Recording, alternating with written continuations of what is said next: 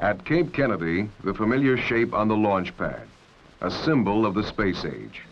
The familiar countdown, the signal for a beginning.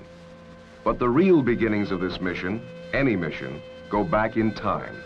A time when only the dreamers, the visionaries, could guess at what lay ahead. By official reckoning, the beginning was in 1958. The first small steps, legislation, a new agency, a table of organization, and a determination to make it all work in a way never dreamed of before.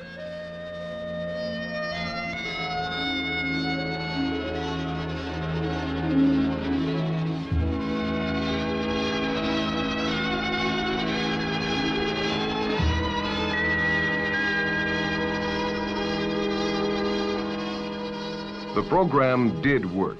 It is working.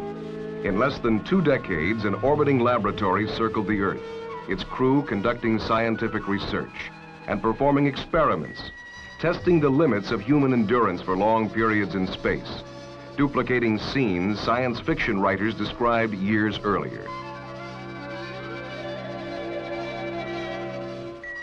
In less than 2 decades, the space program has reached a level of precision, of almost flawless routine performance. But such routines rarely generate the excitement, the glamour of previous years. Previous years when a small single satellite could command giant double headlines, holding out the promise of dazzling achievements. The early dreamers and visionaries started the momentum. 2 brothers from Dayton soaring above a lonely beach in powered flight. A professor from Massachusetts firing off a rocket. They started the excitement, and it was a long time subsiding.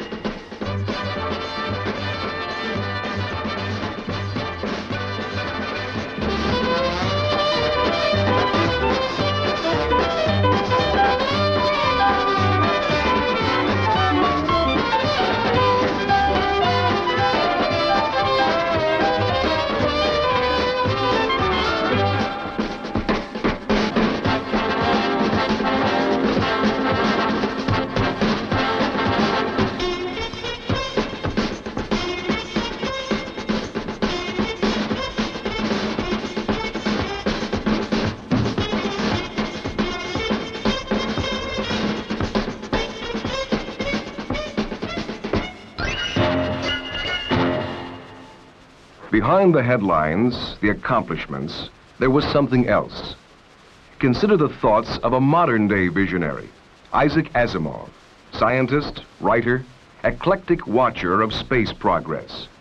In any consideration of the space program, it's best not to look upon it as a succession of spectaculars, I think, or to think of it as a kind of baseball game in which that side wins who hits the most home runs. We're doing something in space that's more important than the personalities involved or the individual feats. It's also to be remembered that the astronauts themselves represent the visible peak of a large pyramid, most of which, as far as the general public was concerned, was quite invisible. There are many things that had to happen, had to be in existence in order for those astronauts to move out into space to safely reach the moon and safely come back. And there are faithful human beings tending those instruments, making those plans, designing the vessels, taking care of 100,000 small details that all the rest of us completely miss. If we concentrate on the astronauts themselves it would seem that here we have a group of the very finest kind of Americans in a rather old-fashioned tradition. Great family men, clean-cut adventurers, almost as though it were McGuffey's Readers come to life. And yet, behind the lines, there are people, I am sure, from every kind of background, from the big cities, indeed from the big city slums, perhaps, to farms, from mountainous regions, from the plains. It is the product of a cross-section of America with a large representation, naturally, of what we might call the educated groups, the engineers and the scientists. And in addition, I rather suppose, a great many foreign-born people, too. In the last analysis... And so they came, the people and the machines, marshaled and scheduled by a unique partnership of government, industry, and education. It was done because there was focus, a goal. Land a man on the moon by 1970. The goal was reached with 6 months to spare. Now the accomplishments of Apollo blend into a composite picture of success. And still our attention is riveted to the symbol, the launch. In December 1972, when Apollo 17 took off, the last of the launches that were then planned, I watched the launching at night. It was just past midnight, as a matter of fact. And I have never seen anything that was so awe-inspiring, really. It was at night, and suddenly the flames shot up, and the whole Earth lit up in a kind of pseudo-semi-daylight. The sky became a kind of tan. It was an orange light, not real daylight. But the whole world lit up in this weird light. And I had to wait a few moments before it took off. And naturally, that was a frightening thing, simply because I was watching it. Would anything go wrong? But it didn't. It took off and began to climb higher and higher and higher, and the light continued all over. We could see in every direction until finally it diminished and diminished and diminished, and the night gradually came back, and the stars gradually returned to the sky, and the sea gradually grew black. Nothing sudden, little by little, until finally Apollo 17 was just a bright star in the sky, moving, moving, growing dimmer, dimmer, dimmer, until one couldn't be sure which star it was, and all the rest was black.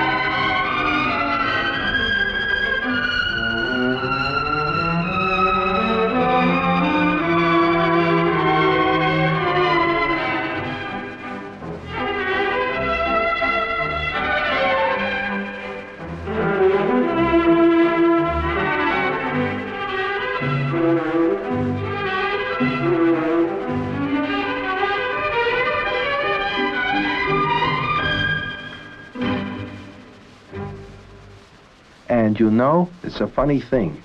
No science fiction writer, as far as I knew, ever dreamed that the first step on the moon would be visible on television back on Earth. We always had the notion that they would reach the moon and that man would know about it only when they came back and told them about it. So, you know, there are limits to our ability to predict. And in general, where we're not being completely fantastic, we are hopelessly conservative. With all the success and acclamation, there still are doubts and questions. You will frequently hear people ask, but what do we get out of it all? What's the good of going to the moon? So what if they get some rocks back from the moon? And again, this is a case of trying to judge the whole by the little tip of the iceberg. There are a great many things going on behind that which is most clearly visible. There are all kinds of technological advances in computer technology, in communications, in engineering of all kinds, all of which can then be applied in other directions as well. There is nothing that will bear the label made through space technology in some of the less tangible advances. The fact that we can learn how to predict weather better is largely due to our weather satellites. But people forget that. They can watch Olympics in Japan without constantly thinking, this is made possible to me by a communication satellite. In fact, what is, in a sense, most wonderful, at the same time most frustrating, is that no one can tell what the most important aspect of an increase of knowledge may be for decades, perhaps centuries. And how many... The people trapped in an approaching storm don't have to wait for decades and centuries.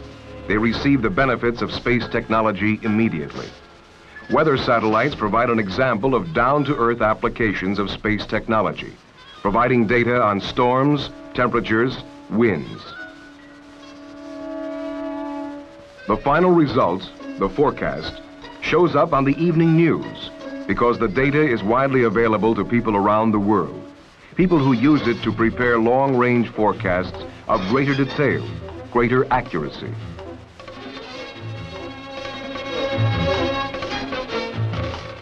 Other satellites provide other answers, answers only dimly perceived by scientists a few years ago, men who knew only that they had to know. The great enemy of the human race is ignorance. It's what we don't know that limits our progress. And everything that we learn, everything that we come to know, no matter how esoteric it seems, no matter how ivory towerish, will fit into the general picture, a block in its proper place, that in the end will make it possible for mankind to increase and grow, become more cosmic, if you wish, become more than a species on Earth, but become a species in the universe with capacities and abilities we can't imagine now. Nor do I mean greater and greater consumption of energy or more massive cities. It's so difficult to predict because the most important advances are exactly in the directions that we now can't conceive. But everything we now do, every advance in knowledge we now make contributes to that. And just because I can't see it, and I'm an expert at this, and just because I can't see it doesn't mean it isn't there. And if we refuse to take those steps because we don't see what the future holds, all we're making certain of is that the future won't exist and that we will stagnate forever. And this is a dreadful thought. And I am very tired when people ask me what's the good of it, because the proper answer is, you may never know, but your grandchildren will. Crystals from the moon provide focus for the dilemma. They yield immediate, instant information, yet they hold out the tantalizing suggestion of greater knowledge for the future.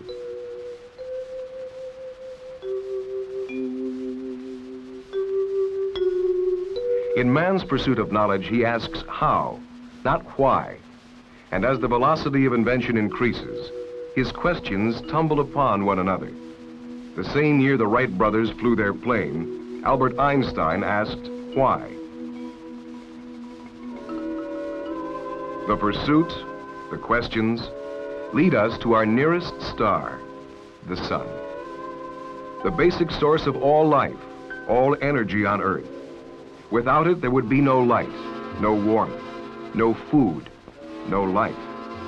The poet watches the sunrise and writes a sonnet, but the scientist looks at those huge outpourings of energy and begins to ask questions, and sends spacecraft far into space to do the asking for him. In the process, he receives data which can help provide a better understanding of the sun and its relationship to the life processes on Earth. By looking up there, we begin to understand our life down here. If we look for a broader approach to what we have been calling the space program, then what we must do is to call it a planetary program. In other words, one of the important functions of exploring space is to understand our own planet and ourselves better. I mean, that's the name of the game. We've got to understand ourselves and the place we live on. And aside from just pure knowledge for its own sake, we want to increase the benefits for ourselves, not just material benefits, and also for our posterity. Well, then, if we talk about a planetary program, that is, tackling the entire complex of problems which involves Earth as a whole and not just one small section of it, the greater problem is how to conduct and improve human society, how to improve and increase the balance, the ecosystem balance of which human society is a part. In other words, we want to take a large look on Earth and deal precisely with those problems that concern everyone and are not specialized, and of which all other problems are special subdivisions, so to speak. Well, if we do that, it will turn out that some of them can't be tackled properly, except from the viewpoint of space or with knowledge that can only be gained through space exploration. But then space exploration... The search extends to the oceans. How does man live in an isolated, hostile environment for long periods of time? The answer from space technology will help man to live beneath the sea, to study its vast reserves of food, of energy. Energy. The oceans and the sun may provide new sources of vital energy. Work is underway in both areas of research and in others. Work which may lead to new techniques, new methods for powering the machines and equipment an urban society demands and needs to keep it functioning, and for the demands of future generations. The machines and the demands made upon them present other problems: pollution, congestion, energy consumption. As the problems develop, new ways are being found to deal with them. Research in communications and aeronautics is leading to more effective navigation, air traffic control, noise abatement, and pollution reduction. The space agency's predecessor was concerned only with aeronautics, and that work continues today, assuming more importance than ever. And not only on the big commercial jets, but also on general aviation, the system embracing the small private plane, growing in numbers, demanding solutions. Research extends to the edges, where Earth and space meet. But now the distinctions are blurred. We begin to see it as an entity. Space Shuttle contributes to the blurring, rising like a rocket, flying like a spacecraft, landing like an airplane. And Skylab, viewing Earth and space as one unified, complex system for study. The most dramatic way of examining Earth as a whole is from space, because that is direct. One needs those pictures from space. That dramatizes what otherwise we could only deduce and makes apparent to all, even those who don't think about it, that after all, there is that cloud-shrouded body, and that's all we've got so far, and we must save it.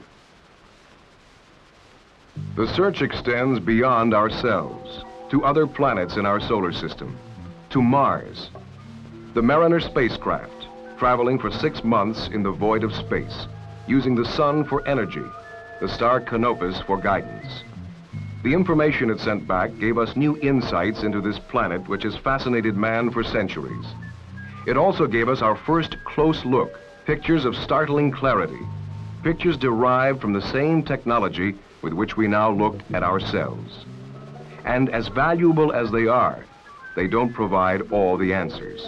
Soon, another spacecraft, Viking, will land on Mars and begin a new search, perhaps ending the speculation of years, and perhaps beginning new speculation. Mars is a living world, we now know, thanks to our probes. It's geologically active, it has volcanoes, it has ravines. It may conceivably have life. I don't mean Martian princesses on 8-legged horses. What I mean is very simple forms of life in the soil.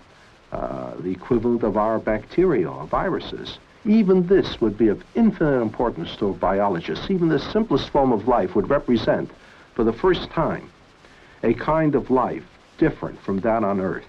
All the life on Earth, however various it seems, whether it's a human being or a codfish or a giant sequoia or a virus, we're all variations on a theme, one theme.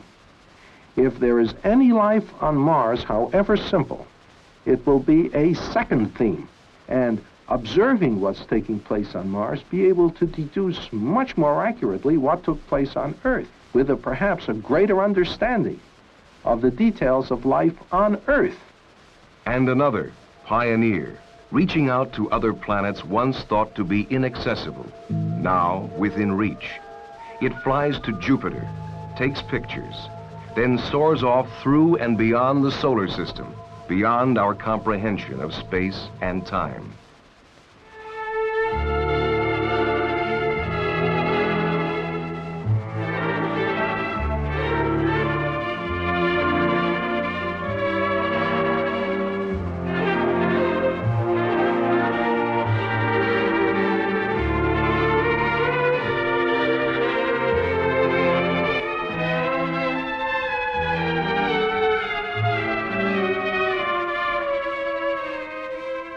Upon Pioneer 10 is a plaque which carries drawings of man and woman, of the spaceship itself, and various other symbols which an extremely intelligent finder can interpret to give him some knowledge of what we are like, where we are, what we have done, and so on. It seems to me that when it is found, the chances are great will no longer exist. And it would be nice, sort of soothing, I think, to think that somewhere in space someday, people will know, beings will know that we have existed, and that in our short lifetime, we've managed to accomplish some things. We've managed to send an object beyond our solar system, so that from that, they can judge what we were. I rather think that it's a proud thing to do.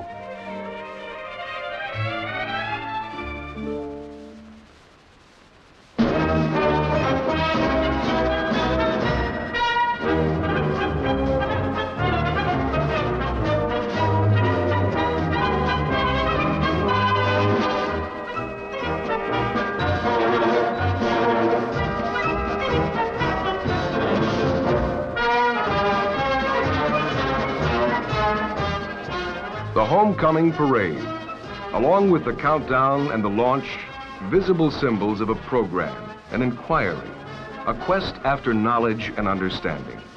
We give ourselves a hometown party, and the symbols are embedded in our consciousness. But the results of the journey can only be hinted at, and they'll only be known by those who hear only the echoes of the celebration.